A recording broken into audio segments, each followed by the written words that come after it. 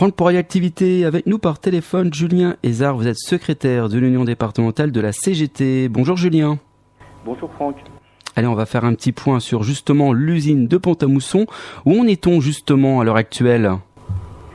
Eh bien, la situation n'a pas beaucoup évolué depuis les annonces. Cependant, nous avons un comité central d'entreprise dans lequel on va pouvoir poser un certain nombre de questions sur la santé financière de Saint-Gobain-Pam et un petit peu pousser la discussion sur les différents partenariats envisagés et surtout, est-ce que derrière ces partenariats financiers, il y a un projet industriel ? Parce que c'est quand même ça l'enjeu. Un des premiers enjeux pour les salariés, c'est le devenir industriel. Est-ce qu'il y a un projet ? Et voilà, parce que nous, la crainte qu'on peut en avoir, c'est savoir ce que veut faire le futur partenaire. Nous, ce qu'on souhaite savoir à ce comité, au-delà de la situation financière de Saint-Gobain-Pam, c'est que vient faire le futur partenaire. Est-ce qu'il vient acheter une marque, des brevets, ou est-ce qu'il vient pour poursuivre une histoire industrielle, commencée avec plusieurs générations de salariés du bassin Mussy-Pontin depuis plus de 170 ans. Donc c'est ça l'enjeu pour les salariés. Alors justement, est-ce que partenariat ou cession, c'est un peu le thème également de notre, on va dire, de notre interview par téléphone. Qu'est-ce qui serait le mieux alors ? Aujourd'hui, on est face à une situation où la direction nous annonce depuis le 12 février, parce que la première annonce est faite là, donc le 12 février, on dit on recherche un partenaire. Et puis, on pousse la discussion, les représentants du personnel, notamment les élus CGT, et on nous dit que à peu près tout est ouvert, donc un partenariat industriel, commercial, ou alors sur une forme juridique avec prise de participation. Alors c'est un nom anglais, ça s'appelle une joint venture. Et puis, quand on pose la question de dire, mais alors, il y a une possibilité de cession, et là, les dirigeants de PAM nous disent non, vous inquiétez pas, aucun problème, le groupe a confiance en nous, c'est un partenariat, ce n'est pas une cession. Et puis, ce qui fuite dans la presse, c'est 60% du capital qui serait vendu à un Chinois Xinxing, et là, c'est plus un partenaire, on change de patron. Donc ça s'appelle une cession partielle, mais c'est une cession.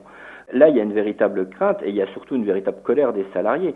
Alors, à ce stade, on sait qu'il y a aussi au moins quatre autres offres sur la table, et on souhaite, nous, maintenant, en savoir un peu plus, en disant, qui sont les autres offres, quelle hauteur de prise de capital, et puis surtout notre fameux projet industriel, parce que derrière, quel que soit le nom du patron, demain, qui s'appelle Saint-Gobain-Pam, Xinxing ou qu'il ait un autre nom, nous on veut savoir quel sera l'avenir, quels moyens de production, est-ce qu'on aura toujours autant de sites de production, quels moyens de fusion, au fourneau puis au fourneau, quelle gamme de produits et pour quel marché, parce que ça c'est très concret pour les salariés, parce que derrière il y a des emplois.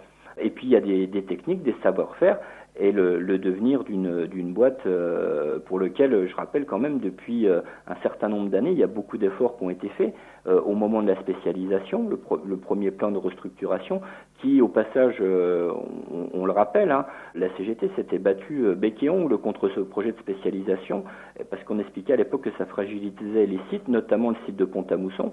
Ça a été une erreur monumentale de le faire. Cette spécialisation, on s'en rend compte aujourd'hui.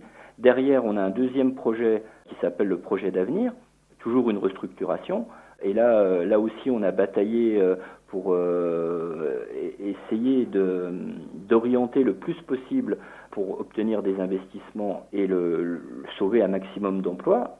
Mais il y a quand même eu de gros efforts des salariés qui ont été faits. Et aujourd'hui, on n'attend même pas la fin du projet d'avenir. La fin du projet d'avenir, c'est 2021. On n'attend pas le projet d'avenir et Saint-Gobain décide de dire on cherche un partenaire et puis à la limite, s'il rachète, c'est très bien. Donc on a l'impression un petit peu d'avoir été pris pour des idiots, pour rester poli, par le groupe Saint-Gobain. Et là, il y a une véritable colère des salariés. Donc voilà, pour répondre à la question initiale, qu'est-ce qui est le mieux ? Nous, ce qu'on souhaite, c'est avoir déjà, premièrement, un avenir industriel. Du travail de main, des sites de production avec des investissements à hauteur de ce qu'ils doivent être pour avoir un site des sites pérennes et efficaces. Donc ça, c'est une première chose. Après, il y a un deuxième enjeu, parce que là, ce que j'explique depuis le début, c'est l'enjeu direct des salariés de Saint-Gobain-Pam. Il y a un deuxième enjeu qui est stratégique, celui-là, et qui dépasse largement le cadre des salariés de Saint-Gobain-Pam. C'est lié à nos productions. On produit des solutions complètes qui permettent d'approvisionner en eau et en assainissement. Nous, on considère à la CGT, et on n'est pas les seuls, que ces productions-là, donc pour faire simple les canalisations, qui amènent l'eau au robinet, on considère que ce sont des éléments stratégiques et qui sont essentiels pour l'indépendance et la souveraineté, alors de notre pays, donc l'indépendance et la souveraineté française, mais également européenne, parce qu'on est l'un des derniers acteurs majeurs sur le marché européen avec des capitaux européens. Ça, c'est très important. Demain, si la société Saint-Gobain-Pam n'existe plus, on est obligé de s'orienter vers des approvisionnements chinois ou indiens. Ou alors, si elle existe toujours, mais avec une prise du capital étranger, on est sous pavillon étranger, et c'est plus la même chose que quand on est sous pavillon français. Donc ça, c'est un enjeu majeur. Ça dépasse largement les prérogatives des salariés. Ils sont concernés en tant que citoyens, mais c'est une vraie question politique derrière. Et il y a également une question en termes de santé publique, parce que la qualité des canalisations, ça peut avoir un impact si la qualité est mauvaise. Aujourd'hui, le savoir-faire et la qualité de PAM, elle est reconnue.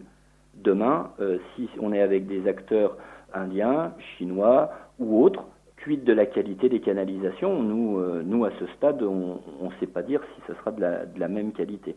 Donc dans cette hypothèse, la CGT, on a une proposition qui est très concrète, de dire que si demain le groupe Saint-Gobain décide par pure avidité financière, parce que le fond de la question c'est le cours de l'action, le projet industriel, je crois que Saint-Gobain ils se sont assieds dessus il y a quelque temps. Donc aujourd'hui, ils souhaitent faire une opération financière et remonter le cours de l'action. On dit s'ils souhaitent se débarrasser de nous et qu'on n'a pas une société à minima européenne ou française qui est en capacité de reprendre la main sur Saint-Gobain-Pam, on dit on souhaite passer par une nationalisation temporaire, parce que cette nationalisation, elle permet de garantir et de mettre sous protection de l'État les salariés, les savoir-faire, les installations, la marque et les brevets, parce que ça aussi, ça a une valeur. Et elle permettrait également de laisser le temps au projet d'avenir de faire son œuvre pour redresser la situation de Saint-Gobain-Pam et pouvoir affronter plus efficacement un marché sous lequel c'est hyper concurrentiel. Alors justement, est-ce que vous, toute votre équipe, vous êtes inquiet justement pour l'avenir ? Clairement, parce que tant qu'on n'a pas ni de projet, ni le détail des offres et du projet que les partenaires veulent avoir avec Saint-Gobain-Pam, on a de quoi être inquiet, puisqu'on ne sait pas ce qu'ils viennent faire. Alors, c'est toute la question, elle est là, de savoir que vient faire ce partenaire avec Saint-Gobain-Pam. Voilà, à savoir que le Pont-à-Mousson avait sauvé Saint-Gobain il y a une vingtaine d'années, et maintenant que Saint-Gobain va bien, il s'en détache de Pont-à-Mousson pour de simples produits financiers. Quel remerciement, n'est-ce pas ?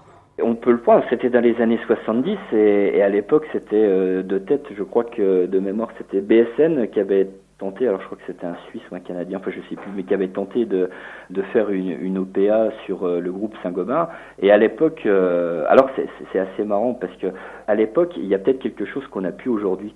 C'était la volonté politique. Globalement, à l'époque, c'était le gouvernement Pompidou, peu importe, et ils avaient dit à Pont-à-Mousson, en gros, racheter parce que Saint-Gobain doit rester français.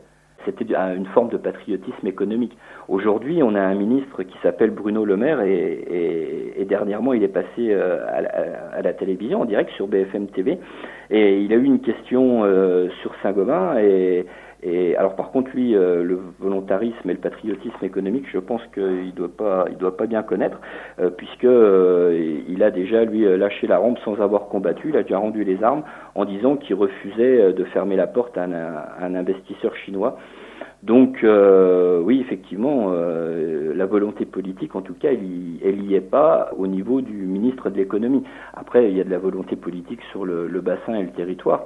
Et puis je rappellerai qu'on a eu un hôte de marque il y a quelques années qui s'appelait Emmanuel Macron, il était ministre de l'économie lui aussi à l'époque, et il avait expliqué que pour se défendre face à la concurrence indienne et chinoise sur le marché de la fonte et de l'adduction d'eau en fonte, il fallait une politique européenne avec des des mesures, alors ils appellent ça des mesures anti-dumping, des taxes pour faire simple sur les importations, donc indiennes et chinoises, à hauteur de 300%. Alors on aurait envie de lui dire, écoutez, Monsieur Macron, chiche, mettez les 300% de taxes sur les importations, et puis faites une nationalisation temporaire si le groupe Saint-Gobain ne veut pas garder PAM dans son giron, et puis on verra derrière ce qui se passera. Merci beaucoup Julien de l'ensemble de ces actualités. De toute façon, on se garde le contact pour faire un petit point régulièrement sur notre antenne par rapport justement à la situation avec Saint-Gobain PAM. Merci Franck. Merci, à bientôt Julien, au revoir. Une bonne journée, au revoir.